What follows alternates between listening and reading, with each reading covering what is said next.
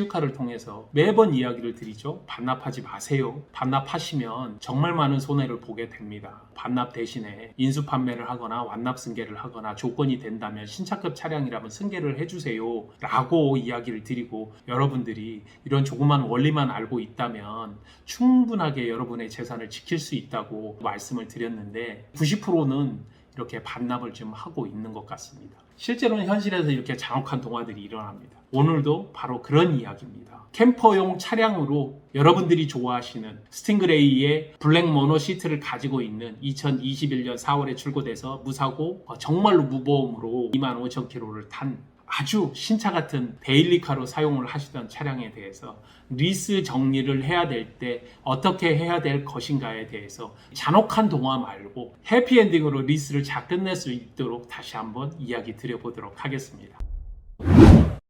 외부에서 보기만 하더라도 참 차량 이쁘죠? 신차로 출고를 할 때 신차 가격이 6,600, 6,700에 육박하는 차량인데 약간 할인을 받고 6,700 중반 정도로 실행을 하셨고 보증금은 없고 잔가는 2,500만 원 정도로 실행을 하셨습니다. 41% 정도, 60개월에 지금 16개월, 자녀 개월수 44개월, 매달 94만 원 정도를 내시면서 잘 타시고 있거든요. 내 명의가 아니고 지인 명의로 빌려 탔기 때문에 이제는 좀 정리를 해줘야 되겠다. 처음에는 그냥 반납 처리하고 내가 처리를 하려고 봤더니 시우카 동영상을 보면서 그렇게 정리를 하면 안 되겠구나 해서 저희에게 문의를 주셨습니다. 랭글러 오버랜드 파워탑 4도어 같은 경우에는 신형 모델이거든요.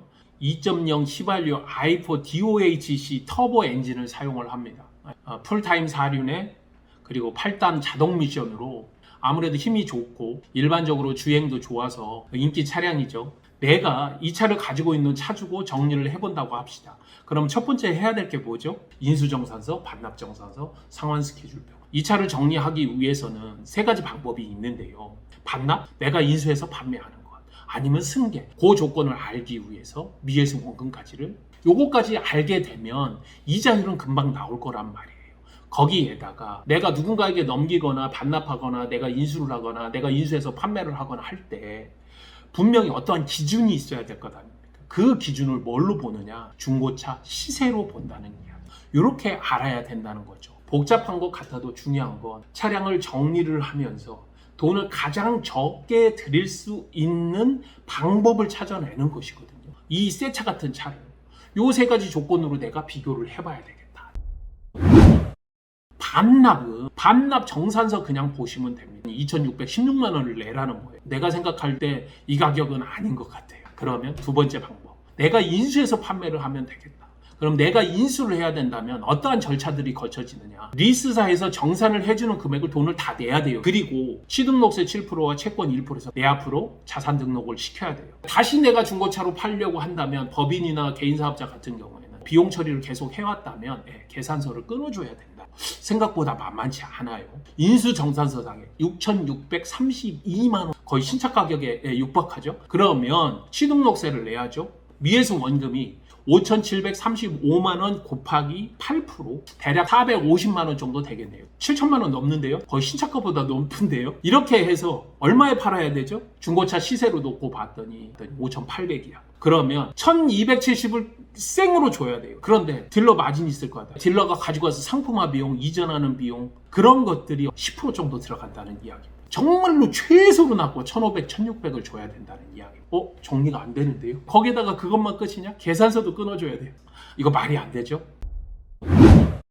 승계는 두 가지가 있어요. 딜러에게서 넘기는 승계는 완납 승계 이렇게 부릅니다. 취등록세, 계산서 이런 것들 모두가 다 딜러가 돼요. 그러면 어떤 효과가 있을까요? 취등록세 안 내고 계산서 처리가 덜 된다는 거겠죠. 완납 승계 같은 경우에는 중도 해지 정산서를 기준으로 중고차 시세를 빼줍니다. 832만 원이죠. 여기다가 마진 정도를 더해주면 돼요. 600만 원 정도를 1,400, 1,500 정도가 된다는 거죠. 그러면 완납 승계가 훨씬 더 이득인 거죠.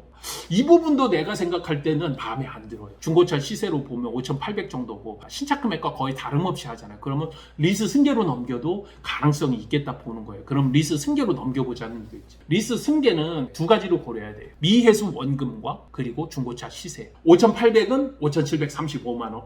그냥 넘어가도 될 것 같은데 이렇게 바로 생각이 들죠. 그런데 여기에 한 가지가 더 있죠. 리스 이율이 중요하다는 거예요. 그래서 제가 봤더니 리스 이율이 무보증인데도 되게 잘 받았어요. 6.2% 정도 받으셨어요. 지금 무보증 기준으로 보통 지금 한 8% 정도 나오거든요. 그러면 이율을 보정해 줄 필요는 없다. 오히려 내가 받아야 되네? 이런 결과가 나왔어요. 자, 그러면 지금까지 네 가지의 조건이 나왔죠. 하나 반납 2,616만 원. 내가 인수해서 판매 최소한 1,700에서 1,800. 완납 승계 1,400에서 1,500. 승계만 된다면 승계 돈을 오히려 받아야 되네. 좋다. 그냥 넘기는 조건으로 놓고 본다면 그냥 넘기면 되네. 현재 기준이라면 리스 승계로 승계자를 찾아서 그냥 넘기는 게 훨씬 이득이라는 거죠. 처음에 제가 뭐라고 이야기를 드렸습니까? 많은 사람들이 잔혹한 동화를 쓰고 있다. 2,616만 원을 실제로 납부를 하고 반납을 하고 있다는 이야기입니다. 조금이라도 생각이 있고 동영상을 보시는 분들이라면 그렇게 하지는 않겠죠. 여러분이 생각을 바꿀 수 있다면 여러분은 잔혹한 동화가 아니라 해피엔딩이 될 수 있다는 이야기입니다. 자, 여러분들에게 항상 그냥 이야기를 드립니다. 도움이 되겠습니다. 꼭 제가 길을 그려드린 대로 아무 생각 없이 한 번만 따라와 보십시오. 여러분들이 행복한 해피엔딩을 맞이하실 수 있습니다. 감사합니다. 시오카TV의 정진환이었습니다.